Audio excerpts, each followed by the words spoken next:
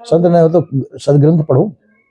सदग्रंथ में तो इकट्ठे इकल्ले बैठ करके विचार करो, क्या उचित है क्या अनुचित है, क्या करना चाहिए क्या नहीं करना चाहिए। सदा विचार करो तुम भाई, ज्वलो दे बिखर नहीं जाएगी। सदा विचारशील होना चाहिए। जैसे थोड़ी देर के लिए तुम घर में बैठे हो, बच्चे हैं, बच्चे ऊधम मचा रहे हैं,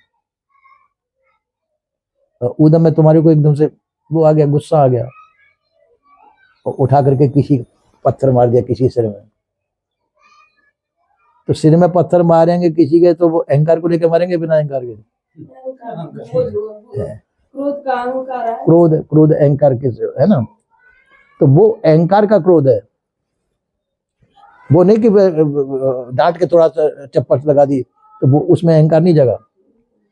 पर जब पत्थर मारा और किसी सिर में लग गया, फूट गया सिर, तो वो तो अहंकार को लेकर किया ना, वो कर्म बनेगा। और डांट को दो फटका दो, वैसे चप्पट लगा दो उसके, वो तो उसके सुधार के लिए किया।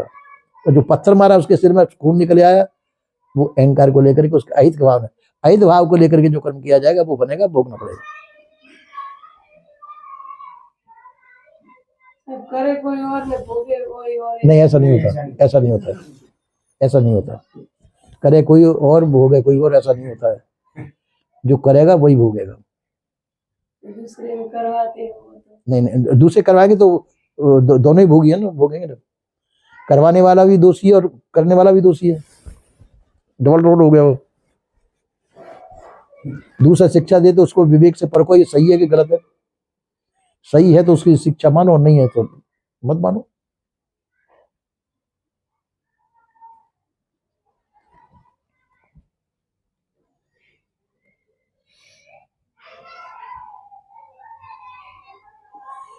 तो इसलिए किसी की शिक्षा भी सोच समझ के माननी चाहिए,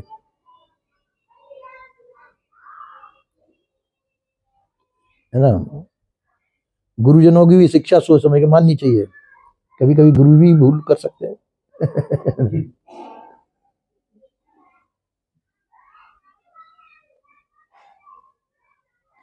इसलिए सोच समझ के जो कह रहे शिक्षा, तो वास्तव में निष्पक्ष हो, विवेक युक्त हो और सही हो, वो बात माननी चाहिए।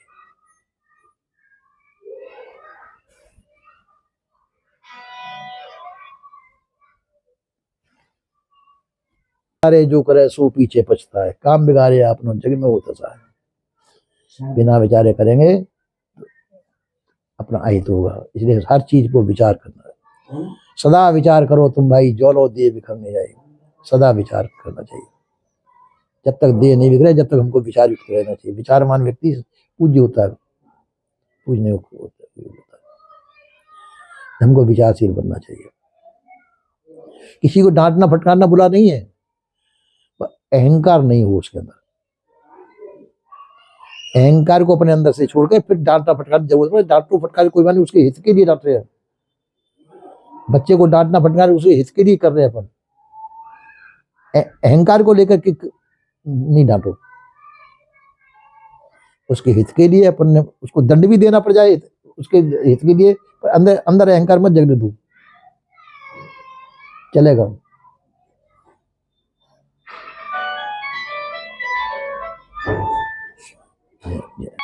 इसी प्रकार से माता पिता और गुरु की वाणी करे विचार भले सो जानी, है ना।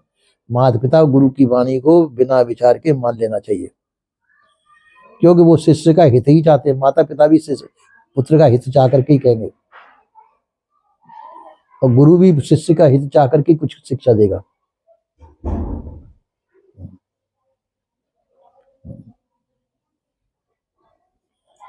तो उनको शुभ जान करके मान लेना चाहिए, करना चाहिए।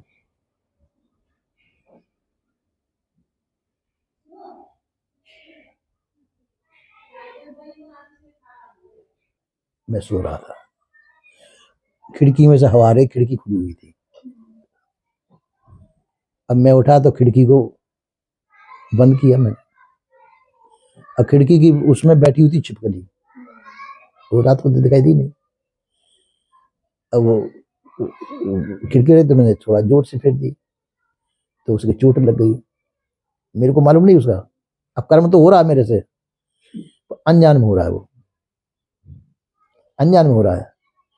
तो अब वो जो कर्म जब मैं जानबूझ के तो कर नहीं रहा हूँ, अहंकार को लेके भी नहीं कर रहा हूँ, और उसका प्रारब्ध था छिपकली का, मेरे हाथ से वो दंड पाने का। देखो ऐसे भोगने में आता कर्म, उसका तो प्रारब्ध ऐसा था मेरे हाथ से वो दंड पाने का, और मैं जानबूझ के उस कर्म को करता नहीं। कोई जानबूझ के करते हैं, हत्या कर देते हैं, तो जानबूझ के मैं कर नहीं सकता था।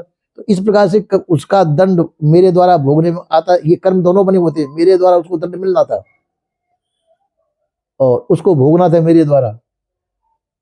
अगर फिर मैंने बत्ती जलाई कर छिपकली, अरे राम, एक बहुत गलत हुआ, दुख हुआ मन में। तो ऐसे कर्म होते हैं जो हम नहीं करना चाहते, वो कर्म हो जाते हैं, तो प्रारब्ध के वशीभूत हुए हुए। उसका प्रारब्ध था मेरे हाथों से दंड पाने का, वैसे मैं उसको क्यों मारता। ऐसे कर्म हो जाते, तो वो कर्म बनते नहीं है।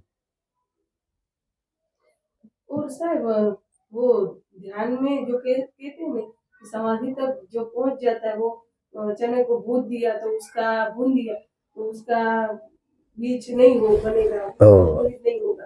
तो ध्यान समाधि के द्वारा ही वो ये कर्म सब नष्ट होते, नहीं तो उसको भोगे बिना नहीं।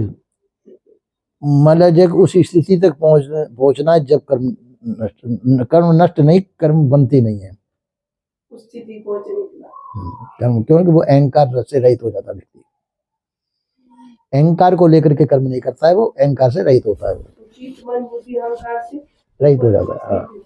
तो इसलिए वो अहित किसी का करेगा नहीं, होगा तो उसको अकस्मात ऐसी, जैसे मैंने खिड़की फेरी उसमें छिपकली दब गई, तो मैंने जानबूझ के तो नहीं किया, जानबूझ के तो मैंने नहीं किया सर।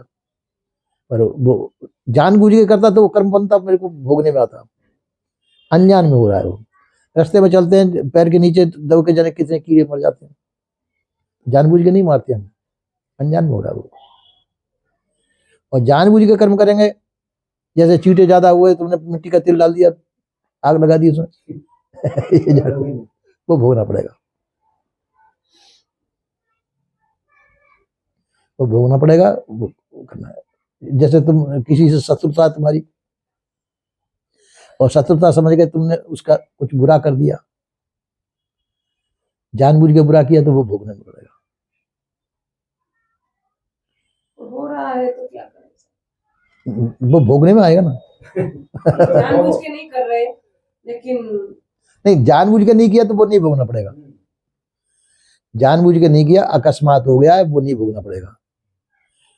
वो तो समझो पहले का कर्म उसका कर्म था, वो तुम्हारे द्वारा दंड पाना था, तो उसको मिल गया दंड तुम्हारे द्वारा, वैसे तुम करते नहीं, तो उसका वो हो गया, लेन देन पूरा हो गया। पर जानबूझ के तुमने वो कर्म किया है, तो पहला भले ही उसने कर्म किया, वो उसका फल दिया तुमने, तो तुमने जानबूझ के, तुम्हारे अंतःकरण में वो कर्म बनेगा, वो भोगना पड़ेगा। जानबूझ के कर्म नहीं करना चाहिए, अपना अंतःकरण शुद्ध रखना चाहिए। किसी का तन से, मन से, वचन से किसी को अहित नहीं होने देना चाहिए। तन से भी पाप बनते हैं, मन से भी पाप बनते हैं, वचन के द्वारा भी पाप बनते हैं। तो तन से, मन से, तन से पाप है, मैंने किसी में डंडा उठा के मार दिया, तुमने उठा के पत्थर ही मार दिया, किसी सिर फूट गया, तन के द्वारा, तन से पाप बना। मन से पाप हो रहे हैं, हम सोच रहे हैं किसी के लिए बुरा, वो बहुत खराब आदमी, मर जाए तो अच्छा है। मन से सोचा हमने, किया कुछ नहीं।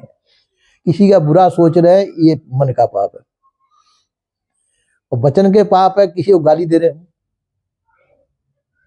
तू मर जाए तो अच्छा है, चला जाए मेरी आंखों के सामने, मर जाए, कट जाए, ऐसा है कटु वचन, वो भी पाप है। तन मन वचन के पाप हमको दैविक भौतिक रूप में भोगने पड़ते हैं, भोगने पड़ेंगे हमको दैविक भौतिक रूप में।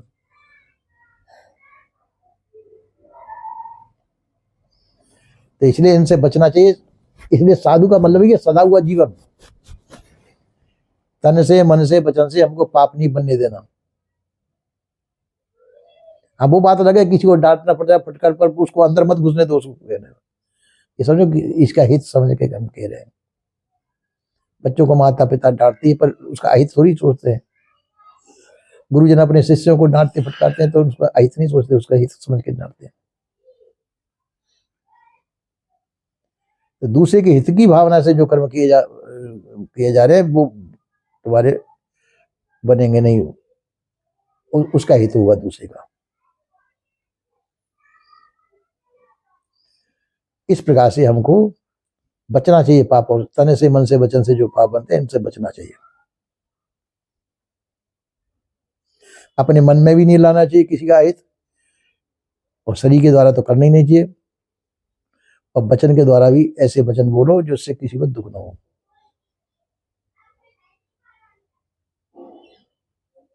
कोई तुमको बोलता है तो ठीक है, उसको भी अंदर मत लो। तुमको किसी ने गालियां दे दी, कुछ कह दिया उल्टा सीधा, और तुमने ठीक है ऊपर से तो क्रिया नहीं की, अंदर तुम्हारी बैठ गई वो बात, तो वो भी पाप बन गया,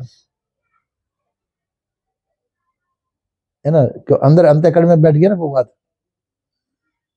अंदर भी मत बैठने दो, भीतर झाड़ू दे के कूड़ा दूर भाव, कूड़ा वो कर उसको उसी समय निकाल दो दिमाग से,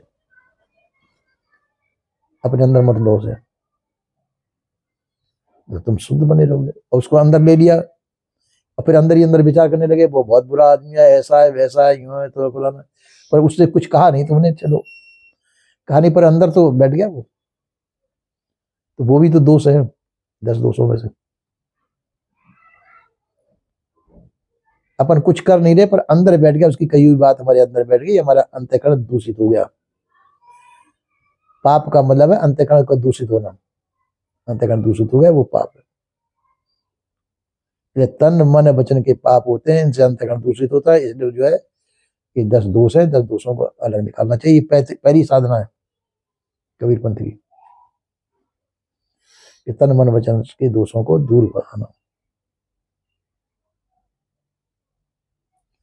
सत्संग, ज्ञान, बोध, विचार के द्वारा ये हटते दूर बढ़ाना चाहिए। इसीलिए सत्संग होते हैं, ग्रंथों का अध्ययन इसीलिए होता है।